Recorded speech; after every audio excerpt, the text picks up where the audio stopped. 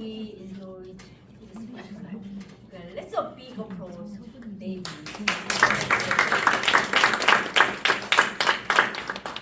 Today, he shared his children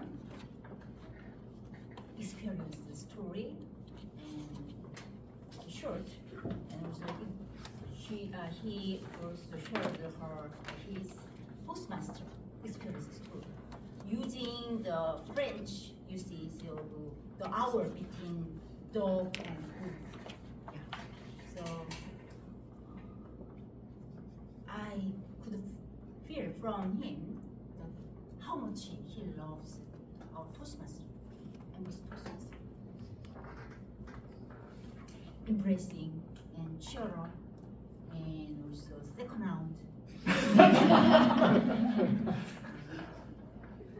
And he compared this Toastmaster, the mood and the love and warmth to his mom's calling.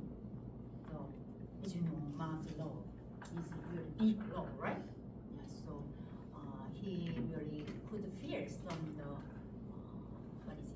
warmth or very relaxing or very happiness in Toastmaster. I could feel from it. Even though he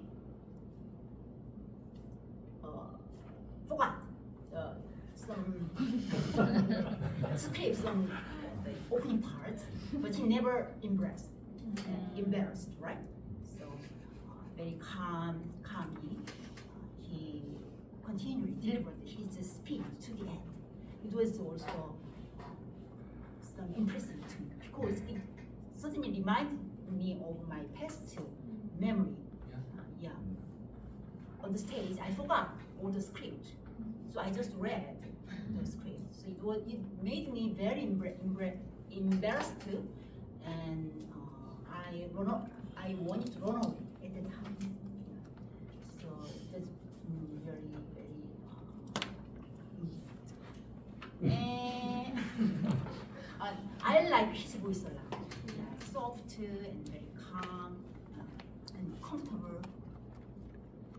And but the improving point, I'd like to give some improving point for his next speech.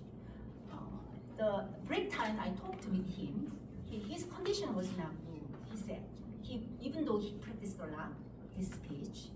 So I think condition is also important for us when we deliver our speech, right? So we can understand. Yeah.